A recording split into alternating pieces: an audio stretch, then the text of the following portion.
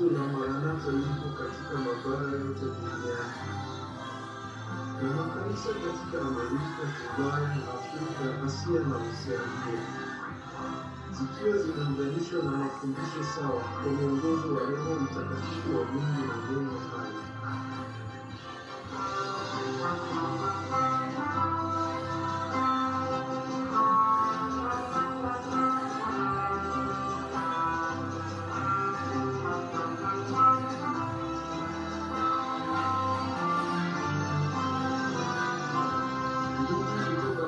Zote za dunia wanashiriki ibada moja kwa pamoja katika mwili mmoja na roho moja.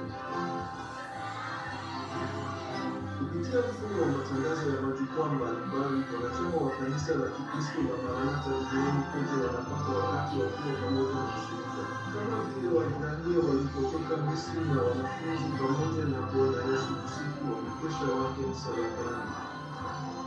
Watu kutoka sehemu zote za dunia wamefikiwa na Injili ya milele na ujumbe wa kurudi haraka kwa Bwana Yesu.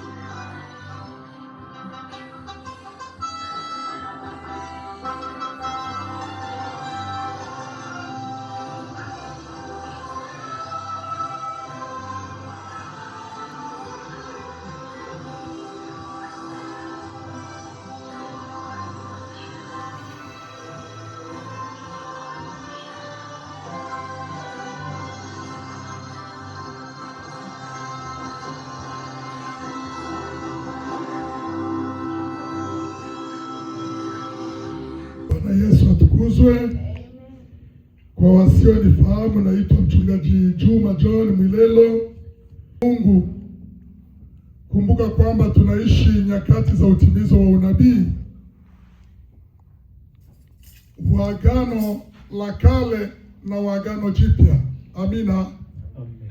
Tunaishi wakati wa utimizo wa unabii wa Agano la Kale na Agano Jipya. Na Yohana ile sura yake 21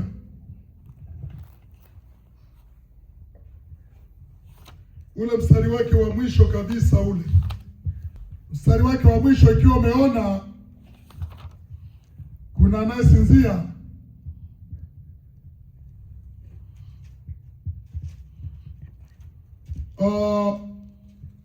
nialike kanisa tusimame.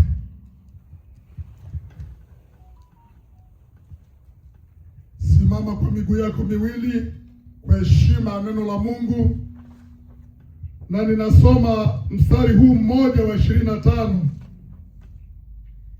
Pia kuna mambo mengi aliyoyafanya Yesu ambayo yakiandikwa moja moja, nadhani hata ulimwengu usingetosha kwa vile vitabu vitakavyoandikwa. Amina. Amen. Tukae chini. Kwa kweli ukiangalia andiko hili ni andiko kuu, ni andiko kuu linalothibitisha kwamba Yesu alifanya mambo mengi ambayo hayakuandikwa. Bwana Yesu atukuzwe sana. Amen. Yesu, mambo yaliyoandikwa yawezekana ndiyo machache, lakini yapo mambo anayoyafanya kama yangeandikwa moja moja. Hey, hata ulimwengu usingetosha na hivyo vitabu ambavyo vingeandikwa. Bwana Yesu atusaidie sana. Amen. Ina maana kuna mambo mengine ambayo hayakuandikwa na hayo yamebaki katika fumbo ya Roho Mtakatifu. Bwana Yesu atusaidie sana. Amen.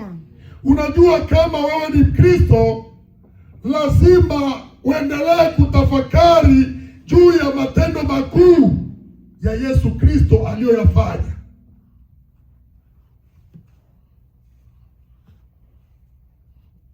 Na kila jambo alilolifanya Yesu Kristo ulikuwa ni utimizo wa kiunabii. Alikuwa akitimiza unabii, alikuwa akitabiri juu ya mambo yatakayokuja. Haleluya, amen. Jina la Bwana libarikiwe. Msomaji wetu ufunue Yohana, halafu baki hapo hapo. Bwana Yesu atusaidie sana. Amen. Acha tuone kana kulipitika nini. Tuone Kana katika ile sura yake ya pili, mstari wake wa 10 na mstari wake wa kwanza hadi 10. Karibu kwa usomaji.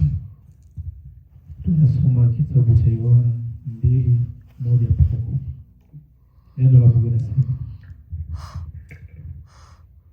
siku ya tatu kulikuwa na harusi katika mji wa Kana ya Galilaya, naye mama yake Yesu alikuwepo pale mbele.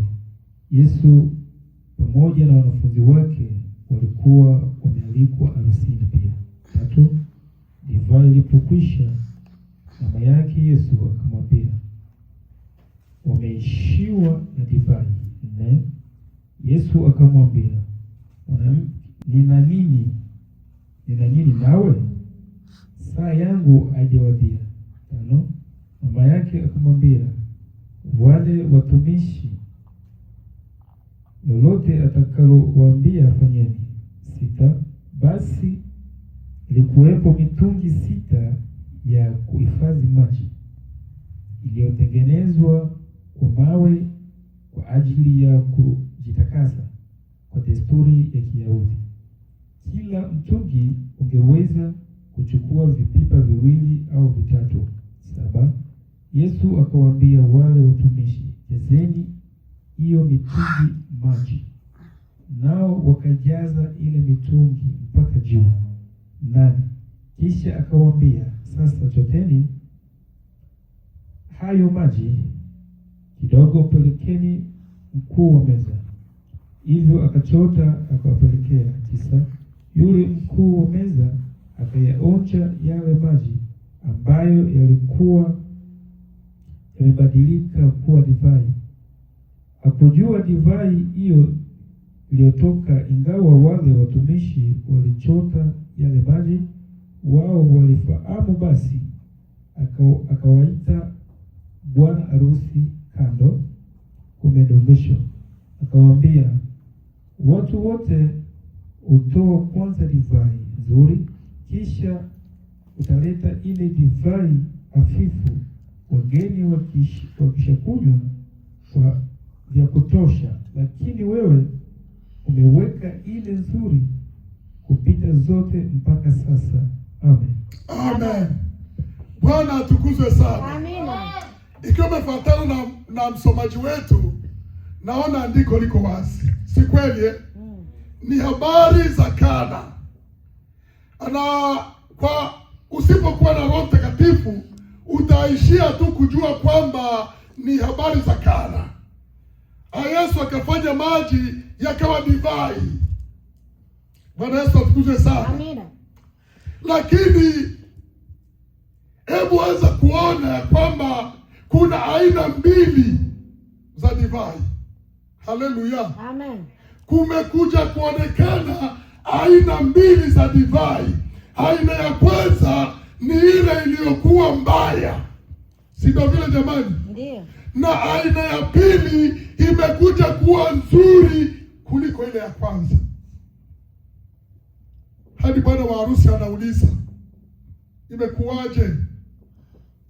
Wewe umeanza kutoa iliyo mbaya kisha ukaleta nzuri, lakini wenzako wanazaka na iliyo nzuri kisha walete iliyo mbaya, kwa sababu wale wanywaji hawatajua tena ubaya wa ile ambayo imekuja nyuma. Si ndio hivyo jamani? Wameshalewa. Haleluya, wana wa Mungu. Amen. Huu ni unabii. Huu ni unabii. Huu ni unabii kwa ajili ya kanisa la Kristo.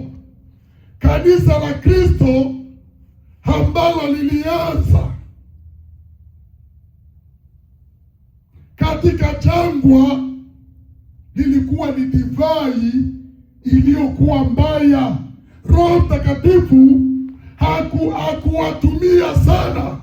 Haleluya, amina. Ukisoma historia ya kanisa la jangwani utakwenda kuona kwamba walikuwa ni watu wagaidi zaidi, na kama angekuwa wakati wetu asingeokoka hata mmoja. Bwana Yesu atukuzwe sana. Amen. Sisi tunapita wakati mgumu ambao labda kuitwa Mkristo wengine wanaona aibu. Kama ulimfuata mwalimu aliyepita juzi hapa, alisema wengine hata kubeba Biblia makwapani wanaona aibu. Si kweli? Ndio. Wengine kuitwa Kristo na mimi sio Kristo. No Christian. Bwana Yesu atukuzwe sana. Amen. Lakini kanisa linazidi kusonga mbele licha ya majaribu, licha ya vita. Divai mpya itakuwa divai iliyo bora zaidi ya ile divai ya kwanza. Bwana Yesu atukuzwe sana. Amen. Harusi inafanyika Kana, lakini mama anawaambia lolote atakalowaambieni, kubali kufanya hicho kitu, kwa sababu mama alikuwa anajua Yesu Kristo ni nani. Eske ndio vile na wewe uko vile? Eske unajua chenye unafuataka kanisani? Eske unamjua Yesu Kristo ni nani kwako? Unajua kama anaweza kila kitu, anafanya isiyowezekana iwezekani? Eske unajua vile? Ndio. Bwana Yesu atukuzwe sana. Amina. Jina la Bwana libarikiwe. Amen. Haleluya, wana wa Mungu. Amen. Tuone katika sura ya 4 mstari wake wa 46.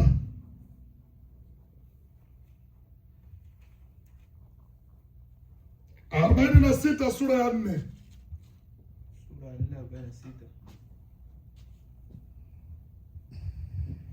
Haleluya. Tunasoma Yohana 4:46. Neno la Mungu linasema, hivyo Yesu akaja tena mpaka Kana ya Galilaya, kule alipokuwa amebadili maji kuwa divai. Kule alipobadili maji kuwa divai, anafika tena. Huko kulikuwepo na afisa mmoja wa mfalme ambaye mwanawe alikuwa mgonjwa huko Kapernaumu. Tuendelee. Ukimaliza mstari wa 46 unakaa chini, unakuwa umekomea hapo. 46 anasema, hivyo Yesu akaja tena mpaka Kana ya Galilaya, kule alipokuwa amebadili maji kuwa divai. Ndio. Huko kulikuwepo na afisa mmoja wa mfalme ambaye mwanawe alikuwa mgonjwa huko Kapernaumu. Amen. Amen. Bwana Yesu atukuzwe sana. Amina. Jina la Bwana libarikiwe. Amen. Anafika huko Kana ya Kapernaumu ambapo alifanya muujiza wa maji kuwa divai. Ulikuwa muujiza wake wangapi huo? Ulikuwa muujiza wake wangapi? Wa kwanza. Muujiza wake wa kwanza, mpaka anamwambia mama yake, nina nini na wewe mwanamke? Nina nini na wewe? Mbona saa yangu haijawadia? Kwa nini unanichokonoa? Bwana Yesu atukuzwe sana. Amina. Lakini sasa kibinafsi anafika Kana Kapernaumu, na huko kulikuwa afisa mmoja wa majeshi ya Kirumi ambaye mtoto wake alikuwa hawezi. Afisa aliposikia Yesu anakuja, akakimbia kwa Yesu, akamwambia Yesu, nakusihi twende ukamponye mwanangu. Lakini majirani zake wakaanza kumvuta, usimsumbue, mtoto ameshafariki. Soma, jisomee maandiko. Bwana Yesu atukuzwe sana. Amina. Lakini Yesu akamwambia, usihofu, mtoto wako hajafa, mtoto wako amepona. Yule afisa aliporudia sasa aende kuona hata maiti ya mtoto, anakuta mtoto tayari amekwisha kupona. Akakumbuka kwamba ule muda ambao Yesu alisemea mtoto wangu amepona, na ndio mtoto alipona huko nyumbani. Bwana Yesu atukuzwe sana. Amen. Matendo makuu ya Yesu Kristo aliyoyafanya kama yangeandikwa, ulimwengu usingetosha. Shika hilo neno. Ina maana Yesu anaweza kila jambo, anaweza kutumika, awe karibu au awe mbali, anaweza kutumika. Bwana Yesu asifiwe. Amen. Jina la Bwana libarikiwe. Amen. Kwa hiyo Yesu anaweza kila jambo ambalo anaweza kulifanya, ambalo kwa mwanadamu linakuwa ni ngumu, linakuwa ni nzito, lakini kwake linawezekana. Amen. Bwana Yesu atukuzwe sana. Amen. Eski kuna jambo lolote unaona kama Yesu aliwezi kwako? Unaona ni jambo gani ambalo Yesu hawezi kulitimiza kwako? Hakuna. Bwana Yesu atukuzwe sana. Amen. Ni wewe tu labda ungejipatanisha na Kristo vizuri. Haleluya. Amen. Eske mnajua kama siku moja hapa kutajaa watu ambao watakuja kumwabudu Mungu katika roho na kweli? Eske mnajua kile? Ndio. Bwana Yesu atukuzwe sana. Amen. Shika imani hilo ya kwamba Mungu ipo siku atajaza eneo hili na watu ambao watakuja kumwabudu Mungu katika roho na kweli. Bwana atukuzwe. Amen. Yohana sura ya 5. Yohana sura ya 5 mstari wake wa 2 hadi 9. Tunasoma Yohana 5:2-9. Neno la Mungu linasema, uko Yerusalemu kaburi na mlango uitwao mlango wa kondoo palikuwa na... Rudia tena hapo vizuri. Tunaanza 2. Ndio. Uko Yerusalemu. Ndio. Karibu na mlango uitwao mlango wa kondoo. Ndio. Palikuwa na bwana mmoja na bwawa mmoja liloitwa kwa Kiebrania Bethsaida. Ndio. Ambalo lilikuwa limezungukwa na kumbi 5. Hapo palikuwa na idadi kubwa ya wasiojiweza, yaani vipofu, viwete na waliopooza. Ndio. Wakingojea maji yatibuliwe. Kwa maana malaika alikuwa akishuka wakati fulani akayatibua maji.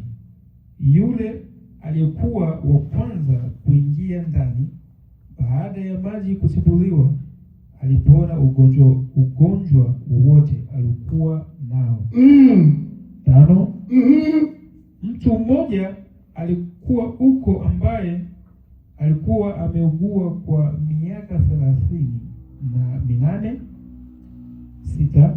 Yesu alipomuona akiwa amelala hapo, naye akijua kuwa amekuwa hapo kwa muda mrefu, akamwambia, je, wataka kuponywa? 7. Yule mgonjwa akamjibu, Bwana, mimi sina mtu wa kuniingiza bwawani. Ndio. Maji yanapotibuliwa, nami ninapotaka kutumbukia bwawani, mtu mwingine huingia kabla yangu. Nani atomwisha? Tunaendelea. 8. Yesu akamwambia, inuka uchukue mkeka wako uende. 9 ndo mwisho. Mara yule mtu akapona, akachukua mkeka wake akaanza kutembea. Basi siku hiyo ilikuwa siku ya Sabato. Amen. Amen. Sodia 14 na 15. 14:15. Ndio. 14 nasema, baada ya Yesu akamkuta yule mtu aliyemponya ndani ya hekalu na kumwambia, tazama, umeponywa, usitende dhambi tena, la sivyo lisije likakupata jambo baya zaidi. Ndio. Yule mtu akaenda akawaambia wale Wayahudi kuwa ni Yesu aliyoniponya. Amen. Amen. Bwana Yesu atukuzwe. Sasa anafanya kitu Yerusalemu. Neno Yerusalemu maana yake nini? Mji wa amani. Bwana Yesu atukuzwe sana. Amen.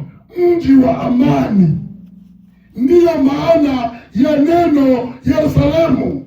Ina maana Yerusalemu ingekuwa mji ya kupata amani kwa dunia mzima. Bwana Yesu atukuzwe sana.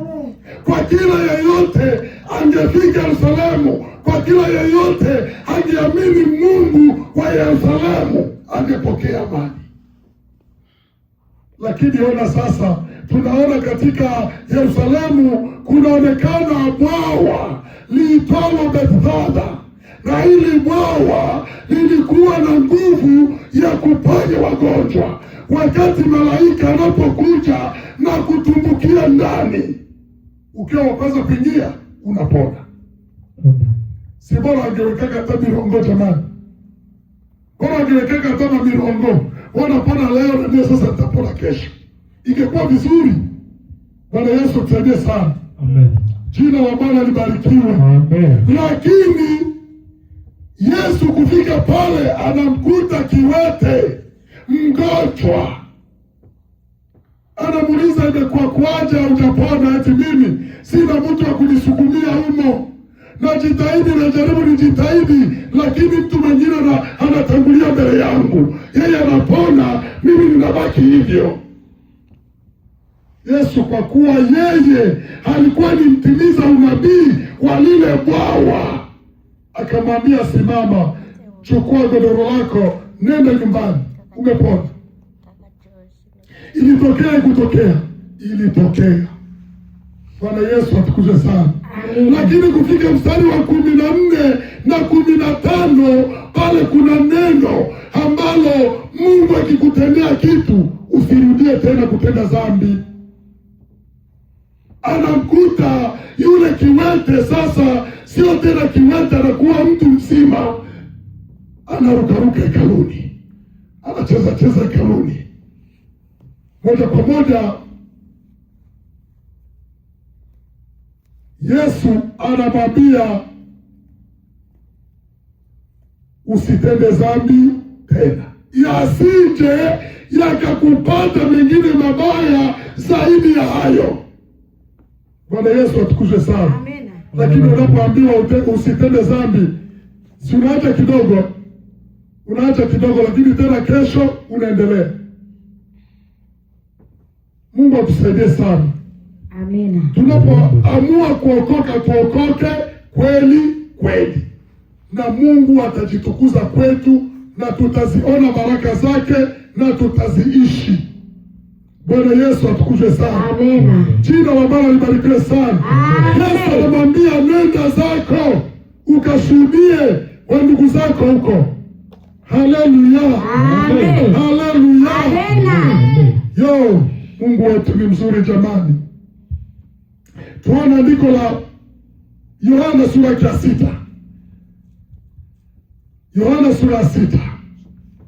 Mambo yote aliyoyatenda Yesu Kristo kama yangeliandikwa, ulimwengu singetosha. Bwana Yesu tusaidie sana. Amina. Bwana Yesu tusaidie sana. 1 mpaka 15. Ngapi? 1 mpaka 15 sura ya 6. Tunasoma Yohana 6:1-15. Neno la Mungu linasema hivi: Baada ya haya Yesu alikwenda ng'ambo ya bahari ya Galilaya, ambayo pia huitwa bahari ya Tiberia. Umati mkubwa wa watu uliendelea kumfuata kwa sababu waliona ishara nyingi za miujiza alizofanya kwa wagonjwa. 3. Kisha Yesu akapanda mlimani akaketi huko pamoja na wanafunzi wake. 4. Pasaka ya Wayahudi ilikuwa imekaribia. 5. Yesu alipotazama na kuona ule umati mkubwa wa watu ukimjia, akamwambia Filipo, tutanunua wapi mkate ili watu hawa wale? 6. Aliuliza swali ili kupima, kwa maana alishajua la kufanya. 7. Filipo akamjibu, hata fedha kiasi cha dinari 200 hazitoshi kununua mkate ya kuwapa watu hawa, ili kila mtu apate kidogo. 8. Mmoja wa wanafunzi wake aitwaye Andrea, nduguye Simeoni Petro, akamwambia 9, hapa kuna mvulana mmoja mwenye mikate 5 ya sharia na samaki 2 wadogo, lakini hivi havitoshi nini kwa umati huu wote? 10. Yesu akasema, waketisheni watu chini. Palikuwa na majani mengi katika eneo lile, na watu wakaketi. Palikuwa na wanaume wapatao 5,000. 11. Ndipo Yesu akachukua ile mkate, akashukuru Mungu na kuwamwagia wale watu waliokuwa wameketi. Akafanya hivyo na wale samaki, kila mtu akapata kadiri alipotaka. 12. Watu wote walipokwisha kula na kushiba, akawaambia wanafunzi wake, kusanyeni vipande vilivyobaki kwa ile mikate, isipotee chochote. 13. Hivyo wakavikusanya, wakajaza vikapu 12 kwa vipande vya ile mikate 5 ya shairi na samaki wale 2 wadogo vilivyobakishwa na waliokula. 14. Baada ya watu kuona muujiza ule Yesu aliofanya, walianza kusema, hakika huyu ndiye nabii ajaye ulimwenguni. 15 ndio mwisho. Yesu akajua kwamba walitaka kuja kumfanya awe mfalme wao kwa nguvu, akajitenga nao, akaenda mlimani peke yake. Hapo ndio mwisho. Amen. Bwana atukuzwe. Amina. Haleluya. Amen. Tunafika sasa ngambo ya Tiberia, ambayo ilikuwa ni bahari huko Galilaya. Bwana Yesu atukuzwe sana. Amina. Yesu anafanya muujiza mwingine. Ona kwamba Yesu alikuwa ni Mungu. Anauliza swali ambalo anajua hawataweza kujibu. Bwana Yesu atukuzwe sana. Amen. Yesu baada ya kuona kwamba wameshindwa kujibu, akawaambia waketishini chini. Leteni mikate 2, mikate 5 na samaki 2, leteni huko. Yesu akachukua, akashukuru, akabariki, kuweka chini, yakawa malundo na malundo ya mikate. Watu wakala, wakashiba, wakasaza. Haleluya. Amen. Jina la Bwana libarikiwe. Amina.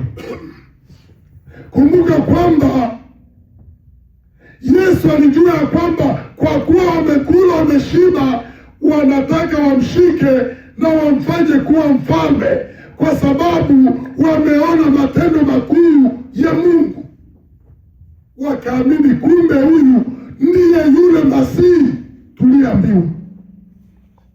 Bwana Yesu atusaidie sana. Amina. Unaweza kuona matendo makuu ya Mungu na ukashindwe kumwamini. Hata akikufanyia nini, hauwezi ukatafakari juu ya matendo makuu ya Mungu, na hiyo sio vizuri. Bwana Yesu atukuzwe sana. Amen. Yesu akajitenga nao, akakimbia zake mlimani. Bwana Yesu atukuzwe sana. Amina. Jina la Bwana libarikiwe. Amen. Kwa kweli wana wa Mungu, tulikuwa tukiangalia baadhi ya matendo makuu ya Yesu, matendo makuu aliyoyatenda Yesu, na kama yangeliandikwa yote ulimwengu usingetosha. Hivyo inabidi kumsamini Kristo awe Bwana na Mwokozi wa maisha yako. Hakuna lolote ambalo utamwambia na atashindwa kulitimiza. Bwana Yesu atukuzwe sana. Amina. Bwana alibariki neno lake. Amina. Amen.